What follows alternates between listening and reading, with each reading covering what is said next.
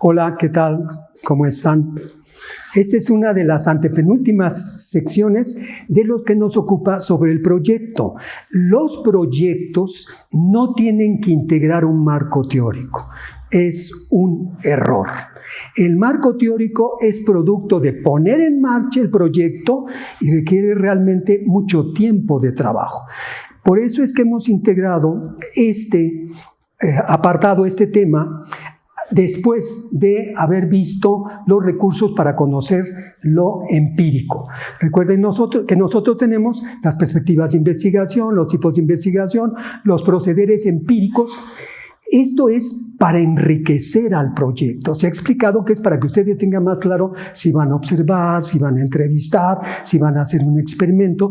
Hemos desarrollado estos temas. Y cuando ya se tiene el proyecto, que es un plan de trabajo a futuro, ponemos en marcha el proyecto. La primera labor es hacer un marco teórico. Estoy usando el término marco teórico en su acepción general, pero vamos a ver cómo para la perspectiva cuantitativa se va a llamar marco teórico.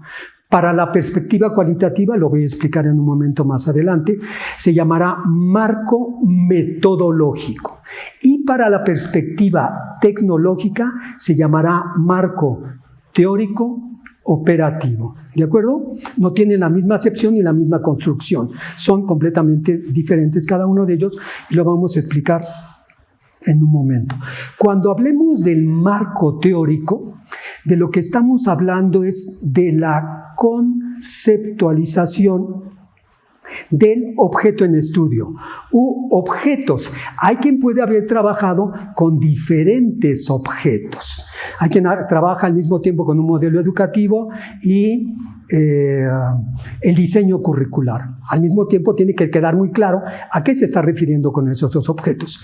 Para lograr esto, tiene que revisar a los expertos sus concepciones y plantear la suya. Le explico en un momento. Es la conceptualización que yo voy a hacer y que advierto, lo puedo advertir desde la introducción. En este trabajo, desde la introducción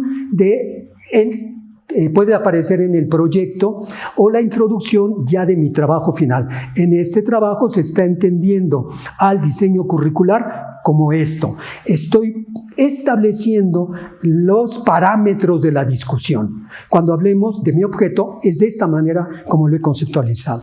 Mucho cuidado, es la conceptualización del objeto que hago yo, pero tengo que hacer a partir de los teóricos más importantes, de los que saben del tema. Por eso lo llamaremos la conceptualización del objeto experto. Es una conceptualización experta. ¿Cómo se procede para integrar este marco teórico? El concepto va a ser el núcleo de todo el marco teórico. Les voy a dar una metáfora muy brillante que maneja el doctor Joás Gómez. El doctor Joás Gómez dice, si el cuento se llama Caperucita Roja, todo lo que ocurra, desde la primera mayúscula de título del primer capítulo hasta el último punto, tiene que ver con Caperucita Roja. No puede aparecer Blancanieves, ni Robin Hood, ni nada. Aquí en ese sentido yo quiero decir que cuando ustedes digan cómo entiende su objeto de estudio, desde la primera palabra del título de la obra hasta el último de las conclusiones, tiene que estar hablando de ese objeto. No pueden cambiarlo. Recuerdo unas chicas que se equivocaban porque en un examen decían, para nosotros la capacitación es un proceso para transmitir información y desarrollar habilidades. Ojo, la capacitación es un proceso para transmitir información y desarrollar habilidades. Y cuando llegaban a las conclusiones decían, tienen que darle capacitación a los jefes para que cambien su actitud. Hay un error. Ahora me sales con que la capacitación es para cambiar actitudes cuando me habías dicho que la capacitación es para transmitir información y desarrollar habilidades. Un error. Cuidado, entonces, en ese sentido, cuando hayan dicho que es objeto, todo el discurso no puede contradecir nada de objeto, salvo que adviertan. También vi a un hombre brillante, Luengo, el doctor Luengo, que decía, en este momento, en este apartado, no voy a hacer uso del concepto que he manejado, porque requiero hacer un cambio para poder tener otra circunstancia que requería. Interesante, pero él tenía claro que ese concepto había dominado todo el discurso y que no podía continuar con él. Para cierta circunstancia tenía que manejar otra acepción y fue una labor muy importante. ¿Cómo podemos construir nuestro objeto en estudio? Yo les recomiendo que revisen artículos, tesis y libros, pero no lean todo, sino procuren ir directamente a los conceptos. Busquen el concepto de su objeto. Si los documentos los tienen en internet, en PDF, están dentro de la computadora, es muy fácil, porque bajan ustedes el documento y ponen, por ejemplo, docente, porque quieren construir el concepto de docente. Docente. Si ustedes ponen control F, recuerden que el documento está en PDF, presionan al mismo tiempo control F, se activa un buscador, un menú que dice buscar y les permite poner una palabra ahí. Entonces yo pongo docente. Entonces pongo la palabra docente y cuenta cuántas veces está en el documento y tienen unas flechitas que me permiten ir desplazando de una vez a donde va apareciendo el concepto. Manejen esas flechitas y lean un poquito donde está eso hasta que encuentren el concepto. De repente se van a encontrar con que hay documentos de 15, 20 páginas y no dieron el concepto del docente. Ahí hay un error, claro está que hay un error. Entonces vayan buscando y cuando lo encuentren, copien ese concepto y peguen en un documento de Word. Hagan una tabla de doble entrada, del lado izquierdo pego el concepto. También cuido mucho quién es el autor, el del artículo otro. Tomo el nombre del autor y lo copio. ¿En qué página está? Tomo y lo copio. ¿De qué año es? Tomo y lo copio. Y el título del documento, sea un libro, sea una tesis, también tomo y lo copio. Yo he documentado todo. Está el concepto, está el autor, está la página, está el año y está el nombre del documento. Busco en otro documento. Hay veces que documentos traen 2 o 3 conceptos. Entonces me voy generando una tabla que en el lado izquierdo están los conceptos. Y entonces yo puedo darme cuenta, se van a sorprender, cómo de repente un autor dice que el concepto es 1, 2, 3. Otro dice ABC. Otro lo está viendo desde la filosofía y dice otra cosa completamente diferente. Tengan esta vivencia, es muy importante que tengan esta vivencia. Vayan leyendo cada uno de ellos y en el lado derecho de pusieron un cuadrito del lado izquierdo y del lado derecho por otro cuadrito en el que señalan con qué de la definición estoy de acuerdo y con qué de la definición no estoy de acuerdo. Esto ya fue explicado en uno de los primeros videos de la primera parte del proyecto. Estamos ahora en la segunda, pero es importante recordarlo. Con qué estoy de acuerdo y con qué no estoy de acuerdo. Y van poniendo con qué pedacitos sí, con qué pedacitos no. Después leen esta parte, ya que han analizado cada una, y a partir de eso construyen su concepto. No hagan, lamentablemente hemos generado una preocupación por el número de páginas y número de citas. Y entonces encuentran 1, 2, 3, ABC, ¿y qué es lo que hacen? Amontonan todas. ¿Qué es mi objeto? 1, 2, 3, ABC, AND, número y todo lo que encuentre. Y le pongo más porque necesitaba 20 páginas. No es la manera en que se debe de proceder. Ustedes deben de analizar las definiciones y a lo mejor acuerdan con la de un autor. Acuerdan con la de un autor porque han leído varias, no porque encontraron la primera. Estoy hablando de autores. No estoy hablando de definiciones que encuentran en el diccionario de la Real Academia o en mi pequeño Larousse o en mi enciclopedia Salvat. No. Los conceptos en principio tienen que venir de autores. Para hacer el de ustedes, se pueden apoyar en diccionarios de la Real Academia para construir el mío o en diccionarios etimológicos, también en diccionarios expertos en el área. ¿Sí queda claro? Pero no vayan a tomar diccionarios salvados de ese tipo de diccionarios. Entonces, yo puedo escoger que acuerdo con un autor porque he leído a otros. Y digo, ¿por qué acuerdo con ellos? Otra cosa que es muy habitual y ocurre con gran frecuencia es que puedo integrar de diferentes autores y a partir de los elementos de ellos integrar mi concepto. Es muy grato hacer esto. Sí, se puede y lo pueden hacer estupendamente. También tienen una tercera opción. Lo que también puede ocurrir es que ustedes pueden decir, después de que he leído esto, no estoy de acuerdo con ningún concepto. Yo tengo una nueva idea, tengo una nueva opción y planteo una nueva acepción del concepto. ¿De acuerdo? Es muy sencillo. Recuerden que Háganlo al principio y cuando van leyendo todos los documentos, eso se puede cambiar, se puede matizar, se puede precisar. Grandes hombres como Wittgenstein, grandes hombres como Sigmund Freud, iniciaron con algunos conceptos. Hay un documento de Sigmund Freud que se llama Esquema del psicoanálisis, posterior ya a casi toda su obra, en la que hace precisiones sobre conceptos que había generado al principio. Claro, porque el cerebro sigue avanzando, no se queda ahí. ¿Qué es lo que nos va a permitir el concepto? El concepto nos va a permitir tener una definición que se aclarará en un video siguiente, y esa definición nos permite identificar cuáles son los elementos del concepto. Es decir, cuando yo hable de competencias, ¿de qué cosas estoy hablando? Cuando hable de tutorías, ¿de qué actividades o de qué elementos estoy hablando? Esto queda en el plano conceptual, pero esto además facilita identificar las manifestaciones. Voy a dar un ejemplo muy sencillo. Si yo digo, para ilustrar más que para impresionar sobre un concepto, si yo digo, ¿qué es un buen estudiante? Un buen estudiante es aquel que realiza la actividad de estudiar. A ver, pero ¿cuáles son los elementos de estudiar? Porque no te entiendo. Estás jugando con las palabras. Estudiar es porque asiste, participa en clases, es puntual, entrega tareas, va a la biblioteca y tiene buenas calificaciones. En ese momento del concepto he pasado a los elementos. Cuando yo he identificado estos elementos, entonces sí puedo ir a la realidad y ver quién es buen estudiante y quién es buen estudiante. Si no digo yo cuáles son los elementos, ¿cómo puedo ver sus manifestaciones? ¿De acuerdo? Es muy importante porque esto nos permite pasar de un plano teórico a un plano empírico. El dominio del concepto. Es terrible un concepto que usan con una ligereza tremenda, lamentablemente muchas en el ámbito de la educación, es una enseñanza tradicional. ¿Y por qué? Porque el maestro es hable y hable. ¿Y pero qué? ¿Los alumnos no participan?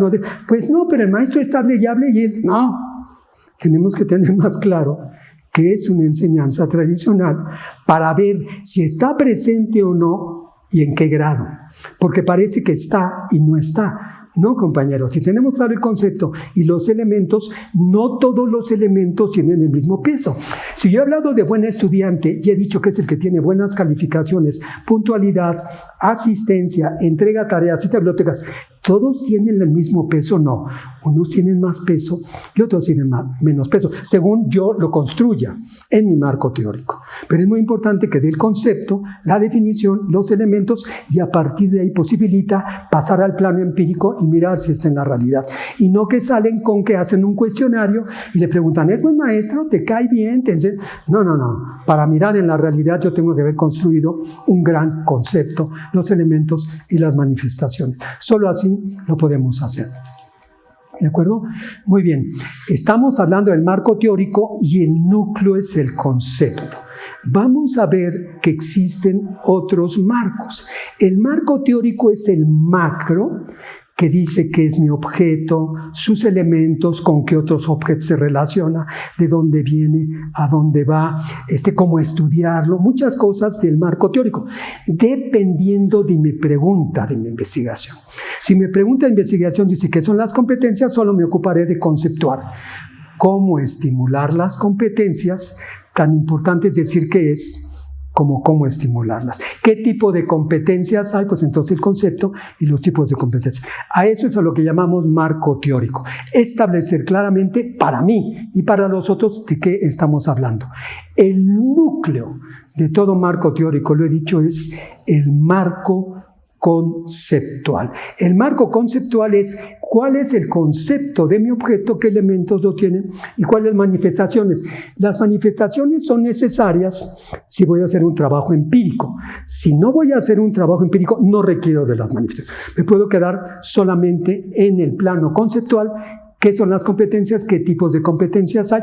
¿Cómo evaluarlas? Punto. Bueno, cómo evaluarlas sería una situación empírica. ¿Qué son las competencias? Tipos de competencias. ¿De acuerdo? El marco conceptual no tiene un apartado en particular. No hay un apartado que se llame marco conceptual. No, yo voy a definir los conceptos principales en el momento oportuno. Si el capítulo se llama supervisión, ahí es que compete definir la supervisión. ¿Sí queda claro? Si el capítulo se llama diseño curricular, veré en qué momento corresponde que yo diga a qué me estoy refiriendo al diseño curricular. No es un capítulo aparte. Distínganlo de el... Ahora se me ha olvidado, me voy a detener un momentito porque se me olvidó un término. Me detengo para volver a cortar. Muy bien. Ahí seguimos, ¿no? Muy bien. El marco teórico lo deben de diferenciar claramente de... No me puedo acordar, ¿cómo se llama ese listado de palabras que viene en una tesis? Glosario. Glosario. Otra vez. Adelante. Vamos a distinguir el marco teórico del glosario. El glosario sí es un apartado muy particular que tiene 2 o 3 hojas en mi tesis en la que doy las definiciones, solamente la acepción de cada una de las palabras que son importantes, porque si alguien está leyendo mi trabajo y de repente no acuerda con el uso de un término, puede recurrir al glosario para ver qué acepción es la que yo estoy usando. Entonces el glosario solo va a presentar la acepción del término. En cambio, cuando hablemos del marco conceptual, es porque doy la definición, explico los elementos o explico qué significa esa definición. Ese es un marco conceptual, no es solo definición, es explicar y asumir que esa acepción me compromete con ciertas condiciones del objeto. Yo he dicho que alumno es aquel que estudia y que saca buenas calificaciones en una acepción tradicional. Si yo estoy en una acepción del constructivismo, diré, un buen estudiante es el que plantea preguntas relevantes, idea cómo resolverlas y hace todo un proyecto para darle respuestas. Son 2 acepciones diferentes. ¿Sí queda claro? Y yo me comprometeré con una o con otra. Por eso es muy importante que vean cuál es el concepto y esto va a matizar todo el marco teórico. Dentro del marco teórico también sí corresponde, habrá un marco legal. Un marco legal es que a lo mejor yo estoy estudiando un objeto y ese objeto tiene implicaciones legales. Estoy hablando de los salarios de los docentes y de las prestaciones. Cuidado, no podrás hablar con ligereza y decir que les quiten y que les pongan, que solamente porque hay todo un marco legal que acota los discursos sobre eso. Entonces, a veces corresponde, no siempre, tener un marco legal. Depende de cuál es la pregunta de la investigación, cuál es la dirección. Lo mismo ocurre con el marco histórico. El marco histórico me va a hablar de los diferentes momentos, etapas o evolución de mi objeto en estudio. Cómo se ha venido conceptuando la enseñanza, el docente. Sí compete a el trabajo que estoy realizando. No siempre tiene que darse ese. Otro que es muy importante y habitual, y no siempre se requiere, es el marco situacional.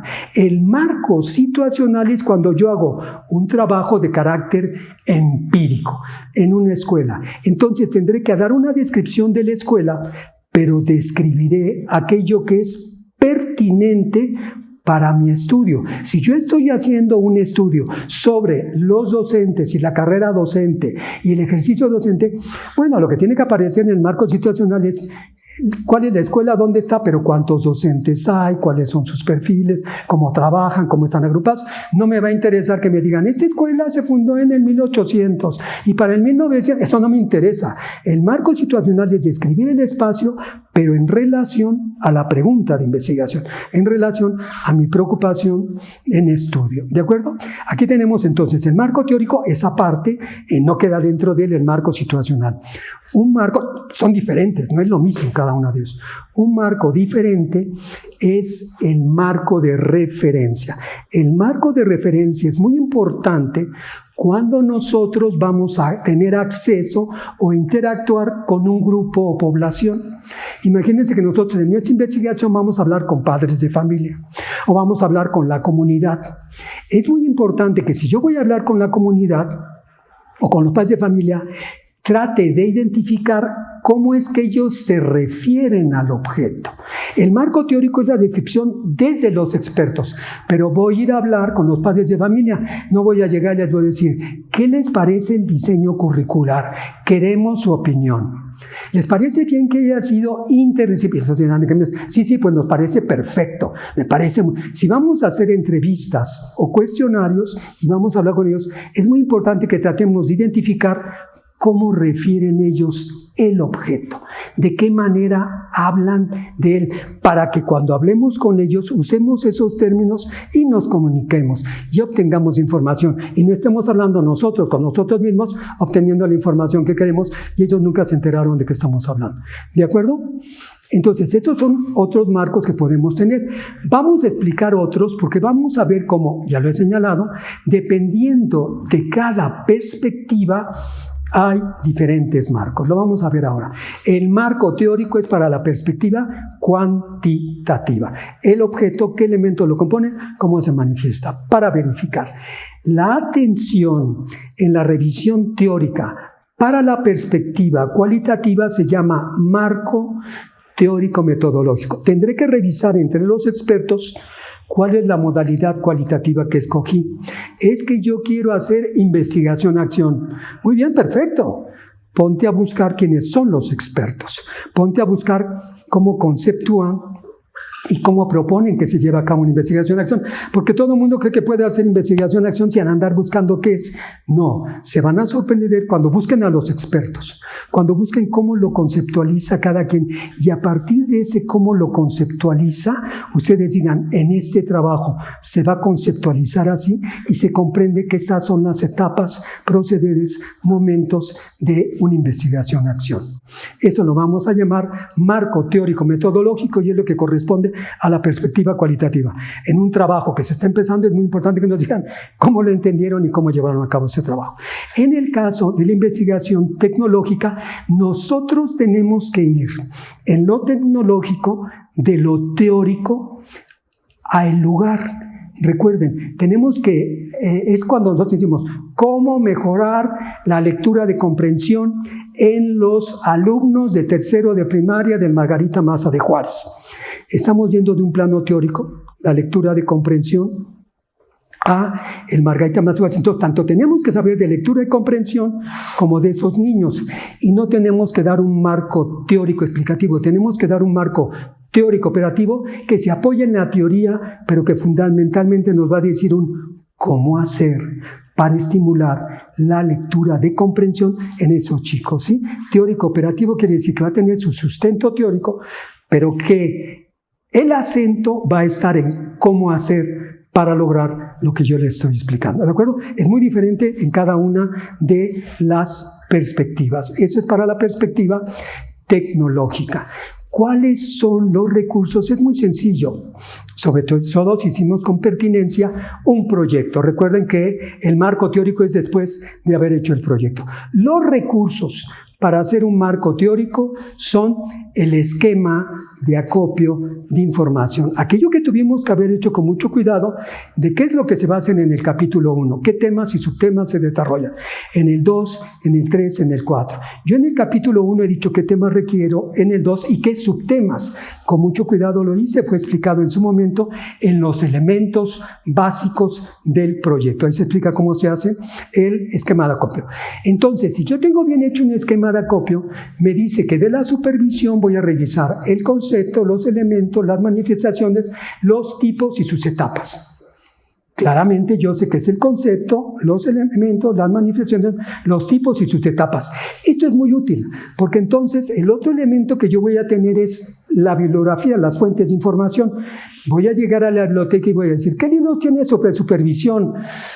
En la biblioteca me va a decir, hay un montón. Momento, quiero aquellos que me den información sobre el concepto, los elementos, las manifestaciones, los tipos y las etapas. Por eso fue muy brillante que hubiera hecho con mucho cuidado el esquema de acopio de información, porque yo de los libros, de los artículos, solamente leeré aquello y pondré atención en lo que me habla sobre el concepto, los elementos, las manifestaciones, los tipos y las etapas, ¿de acuerdo?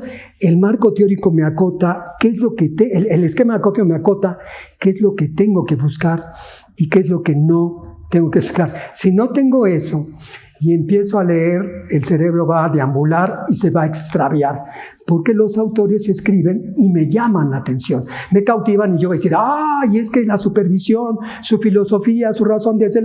Sí, te vas a extraviar porque todos te van a cautivar. Si tengo un esquema de acopio, sé perfectamente qué es lo que tengo que mirar y qué no.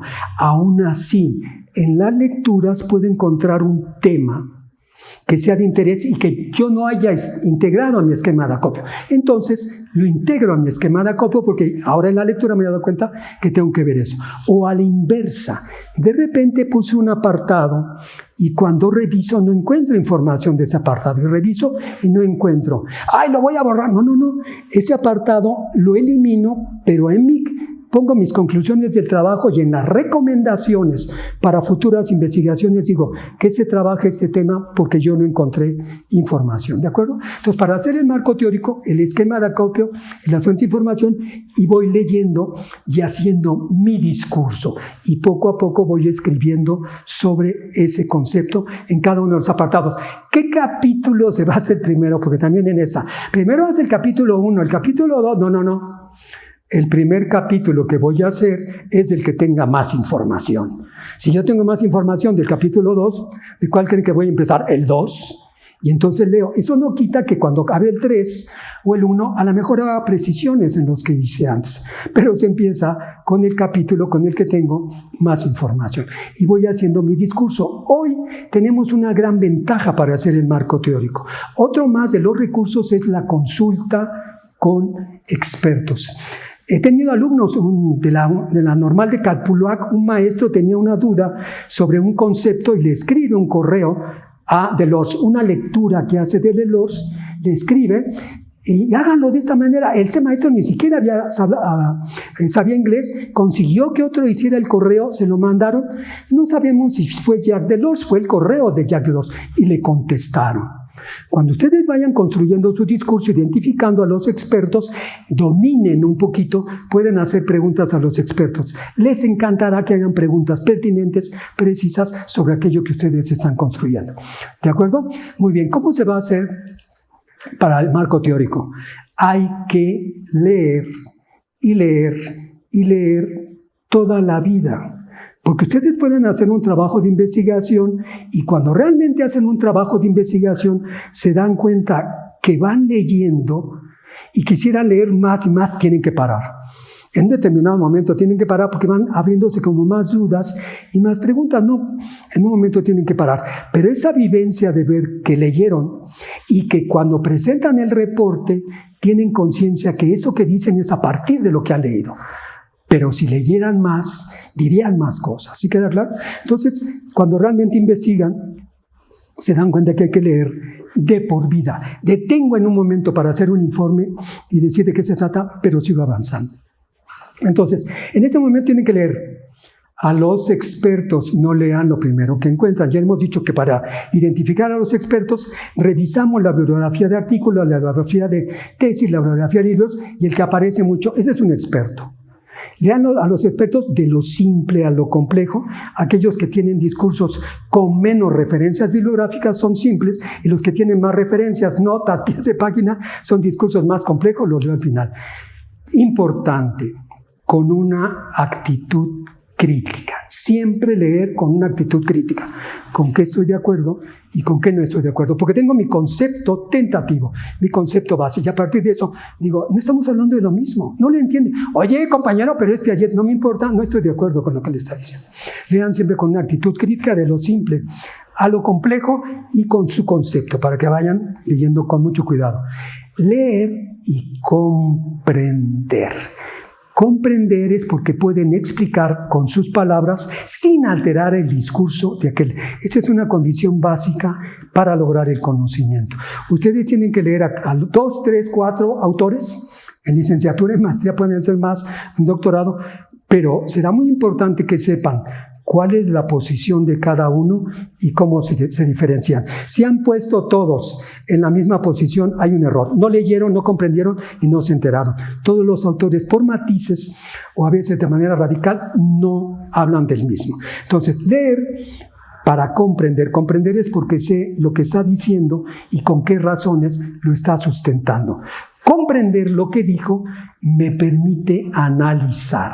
Con esto estoy de acuerdo, con esto estoy de acuerdo. Esto no tiene razones, esto no tiene sustento, no me da pruebas. ¿Sí queda claro? Hoy es muy importante que siempre vean qué sostienen las afirmaciones. Parece ser que en las redes sociales alguien hace una afirmación y solo porque aparece 100 veces o 1000 veces ya es cierta. No. En el ámbito profesional tenemos que ver si hay argumentos teóricos, empíricos o legales que sostienen una afirmación. Entonces, analizamos si cada una de esas afirmaciones para solo entonces seleccionar con qué estamos de acuerdo y con qué no estamos de acuerdo, con qué estamos de acuerdo. Es inevitable. Si ustedes van siguiendo estos pasos, leer, comprender, analizar y seleccionar, de manera increíble empieza a conformarse su discurso experto, porque estuvieron leyendo a los expertos. El discurso de ustedes es un discurso experto porque está apoyado en los expertos y porque tienen razones teóricas, conceptuales, expertos, para decir por qué lo conceptualizan de esa manera. Así que, claro, van seleccionando y después viene el elemento muy importante, sintetizar. Sintetizar es que con esas pequeñas partes que han encontrado, ustedes logran un discurso integrado. ¿Qué quiere decir? Que si ustedes fueron leyendo a los autores, se van a dar cuenta, voy a tomar un ejemplo muy sencillo pero esquemático. Ustedes querían conceptualizar al cuerpo humano y dijeron cabeza, tronco, extremidades superiores, extremidades inferiores. Primer capítulo, cabeza. Segundo, extremidades superiores. Después tronco y luego cuarto, extremidades inferiores.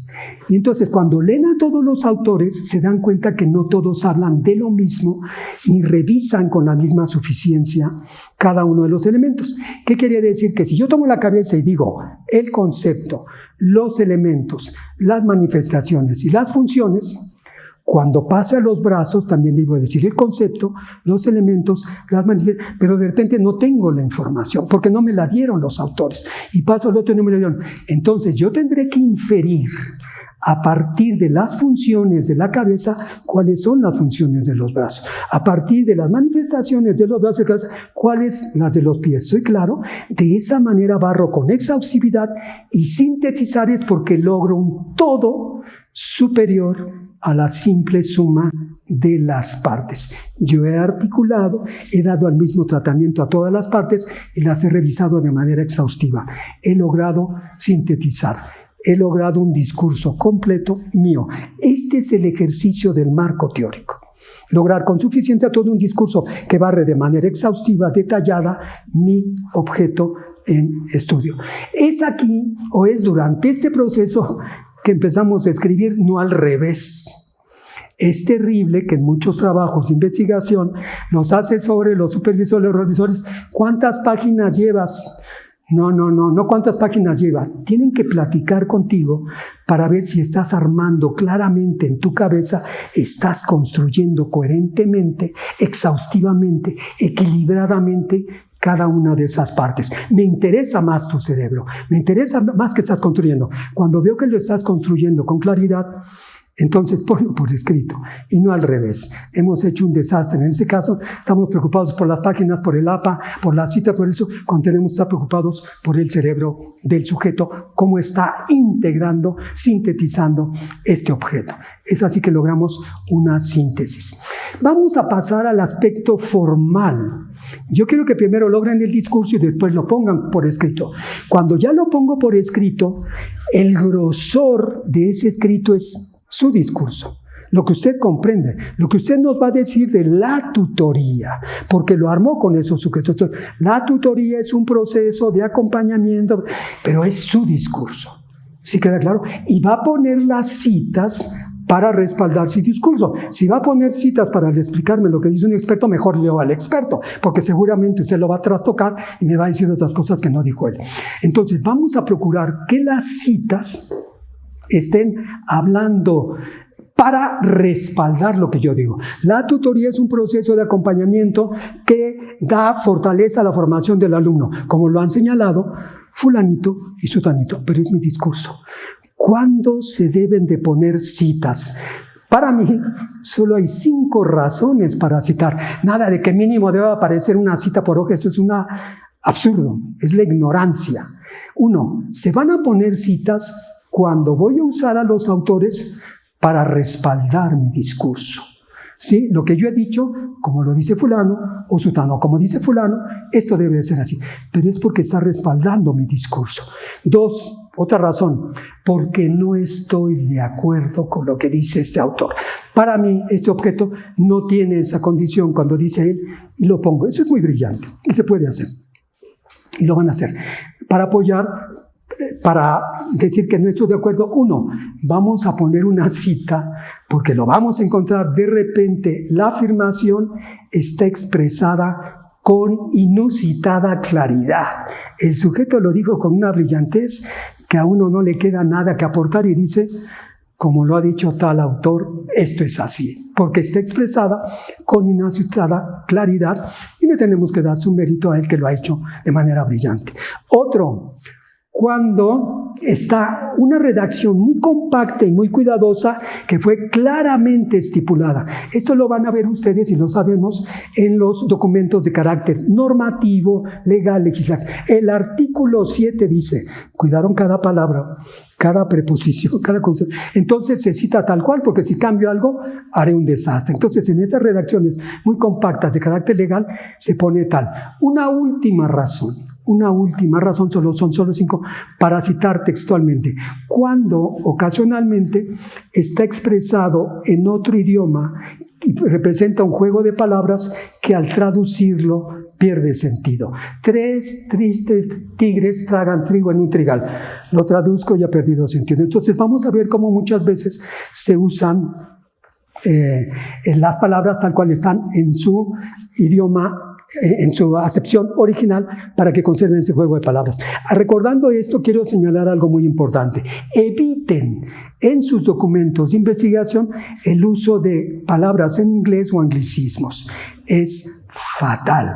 Es fatal porque nosotros tenemos una de las lenguas más ricas en el mundo, con más variedades de conjunciones y de formaciones, y de repente andamos usando palabras en inglés que ni las voy a decir para no embarrar esto. No usen expresiones en otro idioma. Procuren construir todo el discurso en el maravilloso español que nos pertenece. Muy bien, ¿cuál citar? ¿Cómo poner una cita? Porque de repente vemos que dice 1.1, tutorías, y ponen comillas, cierran las comillas y pasan al 1.2. ¿Qué es eso? No. Para poner una cita hay reglas muy claras. ¿Cómo se hace el manejo de citas? Primero, se introduce la cita. Antes de poner la cita, nosotros debemos idear algunas frases para decir, sobre el tema ya se han señalado diferentes condiciones. Destaca la que dice fulanito. O vamos a revisar algunas definiciones. Empecemos por la de, si me explico, es mi discurso, entonces yo tengo que introducir aquello que voy. Entonces, primero, introduzco la cita. Segundo, transcribirla de manera idéntica al original. Puedo subrayar o destacar algo, pero advertiré que yo subrayé o que yo corté o quité. Esto el APA se los va a indicar, o cualquier sistema de citación que vayan a tomar les va a decir cómo transcribir y cómo cuidar eso, ¿no? También después de transcribir se pone la referencia. Se puede poner la referencia al final, los apellidos. Nosotros los hispanohablantes tenemos 2 apellidos, entonces los apellidos los puedo poner al final, la página, el año y la página, o los puedo poner antes, el nombre del autor, los apellidos, el año y la página después de la cita. ¿Cuál es la diferencia? Recuerden que un documento de investigación es argumentativo. Entonces, yo tengo que ver qué me conviene. Poner primero al autor o la idea. Si el autor es muy conocido, va al autor porque tiene más fuerza. Pablo Freire ha señalado, y después viene lo que dice él. Eso tiene más fuerza. Si no es muy conocido y es Juan Pérez Colote, bueno, primero pongo la idea y después pongo que es Juan Pérez Colote. Es un texto argumentativo, ¿sí? Para poner la fuente. Importante, comentar. tiene que haber una apreciación mía sobre lo que he señalado. Subrayo, integro, digo mi acuerdo, mi desacuerdo, destaco, ejemplifico a partir de lo que he hecho. No nada más la pongo y paso de frente. Lo que domina el discurso, el marco teórico, es mi discurso. Por eso he de comentar, y estas citas tienen que integrarse con todo el discurso. Si es Caperucita Roja, todo lo que ponga tiene que ver con Caperucita Roja. ¿De acuerdo? Muy bien, vamos a ver otro asunto más sobre esto. Es muy importante que, como he advertido, en todo el discurso se diferencien claramente las afirmaciones de los expertos con mis afirmaciones. Aquí hay una aberración que se maneja muchas veces. No, es que tiene que escribirse de manera impersonal. Si me están solicitando que yo escriba de manera impersonal, es muy difícil decir con qué estoy de acuerdo y con qué no estoy de acuerdo. Entonces tenemos que hacer algunas situaciones rocambolescas, como el autor de este trabajo, o hay quien difiere, no se está de acuerdo. ¿Quién será el que no se está de acuerdo en ese impersonal absurdo? Por eso es importante que sea en primera persona, si no, ni modo, recurran a aquello. El autor del presente no se acuerda con lo que estamos viendo. Muy bien, disfruten de la integración de su marco teórico, porque lo que están haciendo es construirse como profesionales al lograr un discurso personal, profesional sobre su objeto. Muy bien, pues agradezco su atención. Mando un saludo para todos los maestros del Sindicato de Maestros al servicio del Estado de México. Recuérdenle, por la educación al servicio del pueblo. Muchas gracias.